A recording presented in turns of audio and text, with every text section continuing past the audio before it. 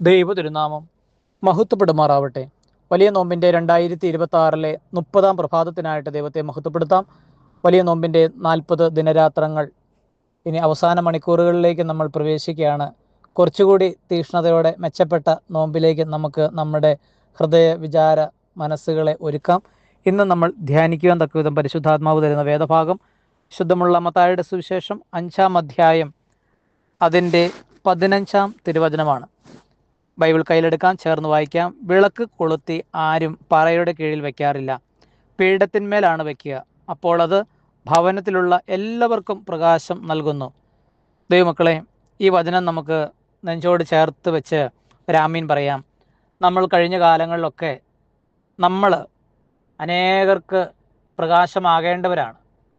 അനേകരെ വെളിച്ചത്തിലേക്ക് കൊണ്ടുവരേണ്ടവരും വെളിച്ചത്തിലേക്ക് നയിക്കാൻ വേണ്ടി ദൈവത്താൽ വിളിക്കപ്പെട്ടവരുമാണ്. എന്നാൽ നമ്മൾ മുഖാന്തരം അനേകർക്ക് ദുഃഖങ്ങൾ, വേദനകൾ, സങ്കടങ്ങൾ സമ്മാനിച്ചിട്ടുണ്ടോ? നമ്മൾ മുഖാന്തരം അനേകർ പാപവഴികളിലേക്ക് പോകാൻ ഇടയായിട്ടുണ്ടോ?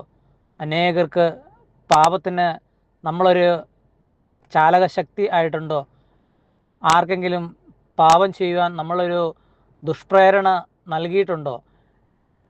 ഉണ്ടെങ്കിൽ ഈ നോമ്പിൻ്റെ ഈ പുതിയ പ്രഭാതത്തിൽ ഒന്ന് ഓർത്തെടുക്കുവാനും നമ്മൾ മുഖാന്തരം മലിനമായ സ്ഥലങ്ങളും വ്യക്തികളും വിശദീകരിക്കപ്പെടാനായിട്ട് നമുക്ക് കർത്താവേ, നിൻ്റെ തിരുരക്തത്താൽ ഞങ്ങളെയും ഞങ്ങളുമായി ബന്ധപ്പെട്ട എല്ലാവരെയും കഴുകി വിശദീകരിക്കണമേ എന്ന് പ്രാർത്ഥിക്കുവാനായിട്ട് ഈ സമയത്ത് ദൈവദർശനതയിൽ നമുക്ക് കണ്ണുകളടച്ച് ഒരു നിമിഷം ഈ വചനം കേൾക്കുന്ന, ശ്രവിക്കുന്ന എല്ലാ മകനും മകൾക്കും കുറച്ചുകൂടി അനുതാപത്തിലേക്ക്, കുറച്ചുകൂടി മെച്ചപ്പെട്ട നോമ്പിലേക്ക് പരിശുദ്ധാത്മാവിൻ്റെ സഹായം തേടി പ്രാർത്ഥിക്കാം.